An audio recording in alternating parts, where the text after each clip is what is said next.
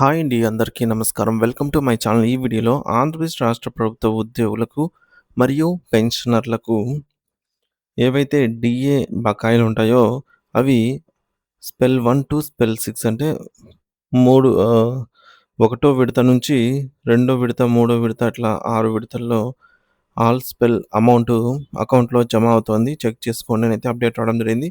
మరి దీనికి సంబంధించిన పూర్తి వివరాలు ఈ వీడియోలో తెలుసుకుందాము. వీడియోనైతే ఎక్కడ గాని స్కిప్ చేయకుండా ఎండ్ వరకు చూస్తే ఎండ్ అప్పుడే ఇన్ఫర్మేషన్ పూర్తిగా అర్థమవుతుంది. అలాగే వీడియో చూస్తున్న ప్రతి ఒక్కరు వీడియోకి లైక్ చేయండి ఫ్రెండ్స్. ఈ వీడియోని తోటి ఉద్యోగ, పెన్షన్ మిత్రులతో అయితే షేర్ చేయండి. కొత్తగా మన ఛానల్‌ని చూస్తున్నవారు ఇంకా ఎవరైనా సబ్స్క్రైబ్ చేసుకోనట్లయితే వెంటనే మన ఛానల్‌ని సబ్స్క్రైబ్ చేసుకోండి.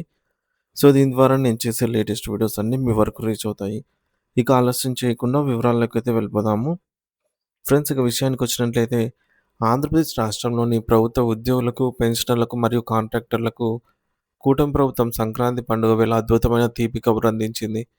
గత ఏడాది పండుగ సమయంలో సుమారు 2,000 కోట్ల రూపాయలను విడుదల చేసిన ప్రభుత్వం ఈ ఏడాది మరింత ఉదారంగా వ్యవహరిస్తూ ఏకంగా 2,653 కోట్ల రూపాయల భారీ నిధులను మంజూరు చేసింది. ఈ నిధులు నేరుగా లబ్ధిదారుల ఖాతాల్లో జమ అయ్యే ప్రక్రియ ఇప్పటికే ప్రారంభం కావడంతో ఉద్యోగ వర్గాల్లో పండుగ ఉత్సాహం అయితే రెట్టింపయింది అనే చెప్పాలి.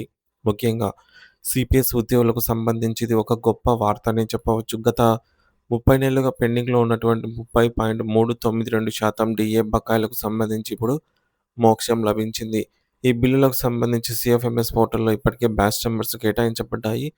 సాధారణంగా బ్యాచ్ నంబర్ కేటాయించబడిందంటే పేమెంట్ ప్రక్రియ తుది దశకి చేరిందని అర్థము.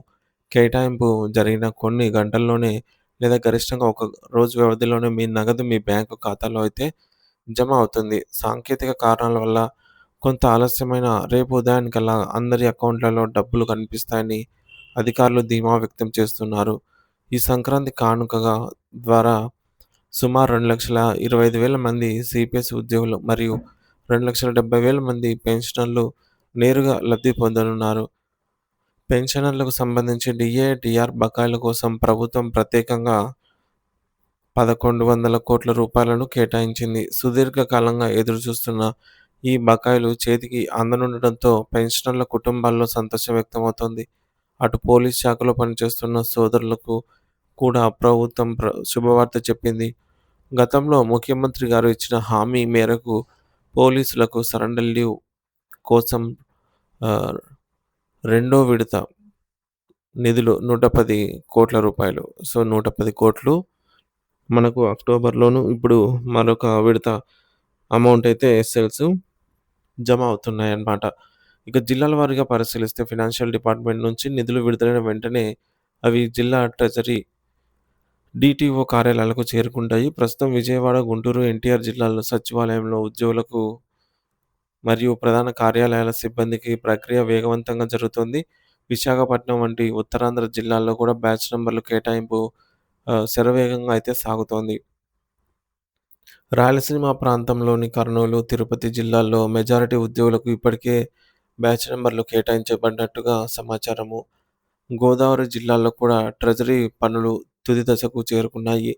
అయితే ఇది జిల్లా ప్రాతిపదికన కాకుండా బిల్లులు సబ్మిట్ చేసిన క్రమ పద్ధతిలో జమ అవుతాయి. కాబట్టి ఎవరు ఆందోళన చెందాల్సిన అవసరం లేదు.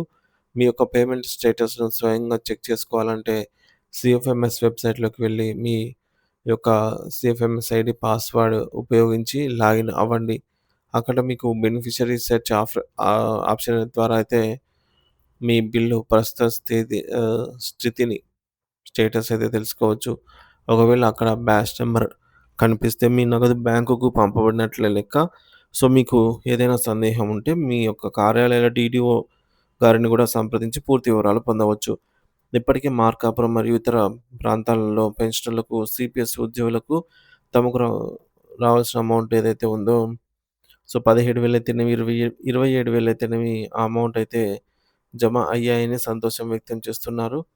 సంక్రాంతి పండుగ పూట కూడా ఇలా చాలా ఆర్థికంగా వెసులుబాటు కలిగించడం అనేది ప్రభుత్వం ఉద్యోగుల పట్ల ప్రభుత్వానికి ఉన్నటువంటి సానుకూల దృక్పథానికి నిదర్శనం అని తెలుస్తోంది.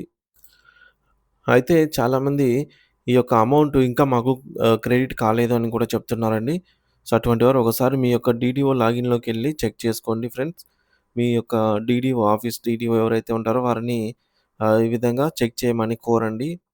సో, సమాచారం అయితే మరింతగా తెలుసుకోండి. ఇక మరొక మిత్రుడు మనకు కామెంట్ ద్వారా తెలియజేశారు. చాలామంది కామెంట్ చేశారండి.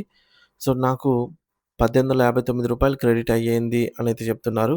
ఇక మరొకరు దాదాపుగా అందరికీ 3 ఇన్‌స్టాల్‌మెంట్ అమౌంట్‌లు పడ్డాయండి. ఒకసారి మీ యొక్క బిల్ స్టేటస్‌ను చెక్ చేసుకోండి అంటున్నారు. ఇక మరొకరు నాకు ఒకటి మాత్రమే పడింది సార్ అంటున్నారు. మరొకరు నాకు 3 ఇన్‌స్టాల్‌మెంట్ అమౌంటు మాత్రమే క్రెడిట్ అయ్యాయి అంటున్నారు. యాక్చువల్‌గా 6 ఇన్‌స్టాల్‌మెంట్ అమౌంట్ అయితే క్రెడిట్ అవ్వాల్సి ఉంది. ఇకపోతే జూలై 2018కి చెందినటువంటి 30 నెలల డీఏ బకాయిలు, జనవరి 2019 నెలకు సంబంధించి 30 నెలల డీఏ బకాయిలు, ఈ 2 బకాయిలకు సంబంధించి 10 నెలలకి ఒకటి చొప్పున మొత్తం 6 బిల్లులు పెట్టాము. సీఎఫ్ఎంఎస్‌లో పెండింగ్‌లో ఉన్న ఈ బిల్లులన్నీ కూడా ఇప్పుడు క్రెడిట్ అవుతున్నాయని డీడీఓ గారు చెప్తున్నారండి. సో, డీడీఓ గారు వారి యొక్క పని అయితే వారు చేసేసారనమాట. బిల్లులైతే 6 ఇన్‌స్టాల్‌మెంట్‌కి సంబంధించి కూడా అందరికీ పెట్టడం జరిగింది. ఇక పీఆర్సీలో కలపబడినవి జూలై 2019కి చెందినటువంటి 30 నెలల డీఏ బకాయిలు పీఆర్సీ బకాయిలలో కలిపేశారు. అలాగే జనవరి 2020కి చెందినటువంటి 18 నెలల డీఏ బకాయిలు కోవిడ్ పేరుతో మాఫీ చేశారు. 6 నెలల బకాయిలు పీఆర్సీ బకాయిలలో కలిపేశారనమాట. ఇక జూలై 2020కి చెందినటువంటి 12 నెలల డీఏ బకాయిలను సేమ్ కోవిడ్ పేరుతోనే మాఫీ చేశారు. ఇకపోతే 6 నెలల బకాయిల పీఆర్సీ బకాయిలలో కలిపేశారనమాట. ఒక 6 నెలల బకాయిలను. పీఆర్సీలో అయితే కలిపి వేసేశారు. అలాగే మరి జూలై 2020కి చెందిన 12 నెలల డీఏ బకాయిలలో కోవిడ్ పేరుతో మాఫీ చేశారు. 6 నెలల బకాయిలను పీఆర్సీలో ఇక్కడ గూడా విలీనం చేశారు. ఇకపోతే జనవరి 2023కి చెందినటువంటి 6 నెలల బకాయిలను కోవిడ్ పేరుతో అయితే మాఫీ చేశారు. 6 నెలల బకాయిలు పీఆర్సీలో అయితే పీఆర్సీ బకాయిలతో కలిపివేశారు. ఇక జనవరి 2021కి చెందిన 6 నెలల బకాయిలను పీఆర్సీ బకాయిలతో కలిపేశారు. ఇక జనవరి 2022, జూలై 2022, జూలై ఈ విధంగా 2023 జనవరి, జూలైలకు సంబంధించి ఇవన్నీ గూడా జీతాలలో కలిపారు తప్ప బకాయిలైతే వెంటనే అవకాశం అయితే ఇవ్వలేదు. మనకు 2022 నుంచి బకాయిలు పెట్టుకునే దానికి ఆప్షన్ అయితే ఎనేబుల్ చేయాల్సి ఉందన్నమాట. ఈ బకాయిలైతే అంతకు ముందువి. ఇక పీఆర్సీ అనంతరం పెండింగ్‌లో ఉన్న బకాయిలు మనకు 11 పీఆర్సీ వచ్చిన తర్వాత పెండింగ్‌లో పడిపోయిన బకాయిలు జూలై 2024, జనవరి 2025, జూలై 2025, జనవరి 2026 మొత్తం 4 డీఏలు ఇంకా ప్రకటించాల్సి ఉంది. అలాగే 5 డీఏల బకాయిలు పీఆర్సీలో కలిపారు. కానీ ఆ బకాయిలు ఎప్పుడు తెచ్చుకోవాలి అనేదే తెలియడం లేదు. ఇకపోతే ఏపీ ఎన్‌జీఓ అసోసియేషన్ అప్డేట్ ఏంటంటే 6 విడతల డీఏ అరియర్ అమౌంట్ అకౌంట్‌లో క్రెడిట్ అయినవి. కొంతమందికి 3 విడతలు క్రియేట్ ఆహ్, క్రెడిట్ అవ్వగా మరి కొంతమందికి ఒక్క విడత మాత్రమే క్రెడిట్ అయింది అని చెప్తున్నారు. నిదానంగా అన్నీ క్రెడిట్ అవుతాయండి. అలా ఏమి ఉండదు. ఇక మన బిల్ నంబర్‌ని బట్టి ఈ మేరకు ఫిఫో ఆర్డర్‌లో ప్రాసెస్ అయితే జరుగుతున్నది. సాయంత్రానికి అందరికీ 6 విడతల పూర్తిగా అయితే అమౌంట్ క్రెడిట్ అవుతాయి. 2025 గాను ఈ విధంగా స్క్రీన్ పైన అయితే చూడొచ్చు అరియర్స్ నంబర్స్. ఇక జూలై 2018 మరియు జనవరి 2019కి సంబంధించి మొత్తం 60 నెలలు 30, 30, 60 నెలల అరియర్స్ క్రెడిట్ అయినవి అని మన మిత్రుడు కామెంట్ చేశారు. అలాగే మరొకరు జూలై 2018కి సంబంధించి ఒక డీఏ మాత్రమే క్రెడిట్ అయ్యాయి అంటున్నారు. ఇక అంతా గందరగోళంగా ఉంది. 30 మే 2025 రిటైర్ అయిన ఉద్యోగికి ఇప్పుడు ఒక ఇన్‌స్టాల్‌మెంట్ రూ. 1485 అయితే పడింది అని మరి జీపీఎఫ్‌కు అడ్జస్ట్ కాలేదు అనైతే చెప్తున్నారు. సమస్యను జిల్లా శాఖల ద్వారా రాష్ట్రాలకు తెలియజేశాము. వారి నుండి బకాయిల వివరణ సో, ఈ యొక్క బకాయిలు ఏవైతే ఉంటాయో అవి అయితే ఈ విధంగా ఉన్నాయన్నమాట. 6 విడతల డీఏ అరియర్స్ అకౌంట్‌లలో క్రెడిట్ అయినవి. కొంతమందికి 3 విడతలు లేదా ఒక విడత మాత్రమే క్రెడిట్ అయినట్టు చెప్తున్నారు. మన బిల్ నంబర్‌ని బట్టి ఫిఫో ఆర్డర్‌లో అయితే ప్రాసెస్ జరుగుతున్నది. సాయంత్రానికల్లా 6 విడతలు పూర్తిగా అందరికీ అయితే క్రెడిట్ అవుతాయనేది తాజా వార్త. ఇక సిపిఎస్ ఎంప్లాయీస్‌కి ఎవరికైనా సరే 6 విడతల అమౌంట్ క్రెడిట్ అయింది అంటున్నారు. సో, చాలామందికి క్రెడిట్ అయిందండి 6 విడతలు. ఇక ఓన్లీ 3 విడతలు మాత్రమే క్రెడిట్ అయ్యాయా అని కూడా అడుగుతున్నారు. సో, 3 విడతలు క్రెడిట్ అయిన వారు కూడా ఉన్నారనమాట. సో, ఈ 3 installment amount credited check your accounts అనైతే అంటున్నారు.